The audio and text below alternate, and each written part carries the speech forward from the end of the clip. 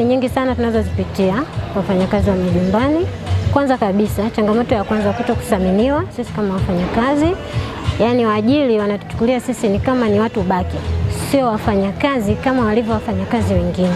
Kwa sababu mimi ninavyoelewa kwamba sisi japokuwa ni wafanyakazi wa ndani, lakini sisi ni wafanyakazi kama walivyo wafanyakazi wengine walioko maofisini, walioajiriwa serikalini.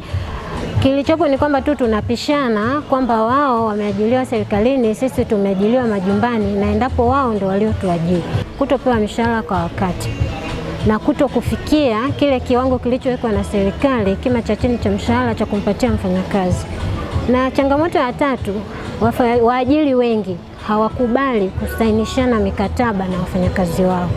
Unapoenda kuanza kazi, unapomwambia mwajiri kwamba mimi ninaomba tusainishane mkataba ili mkataba ule uweze kunisaidia mimi pamoja na wewe, mwajiri anakataa. Wafanyakazi wa nyumbani ni wafanyakazi kama wafanyakazi wengine na sheria za kazi zinawatambua, na tunajaribu haswa kuweka mazingira wezeshi ili tuweze kuboresha mazingira yao ya kazi. Lakini pia wao wenyewe wafanyakazi wa nyumbani watambue hizo sheria za kazi ni zipi ambazo zinazowalinda, watambue wajibu wao na waweze kufanya kazi kwa ufanisi zaidi kwenye maeneo yao ya kazi. Katika utafiti pia umeonesha ambavyo wafanyakazi wa nyumbani hawa wanakutana ukatili wa kingono, kwa mfano kwa sababu tu ni msichana anafanya kazi nyumbani. Kwa hiyo ukatili huu tumeona unaweza ukafanywa aidha na baba wa nyumba au unaweza ukafanywa na kijana mkubwa wa familia au majirani au wageni. Kwa hiyo huo ni namba moja kwamba ukatili wa kingono. Tunawafundisha kuhusu katiba ya Jamhuri ya Muungano wa Tanzania kama inavyoeleza chini ya ibara ya 22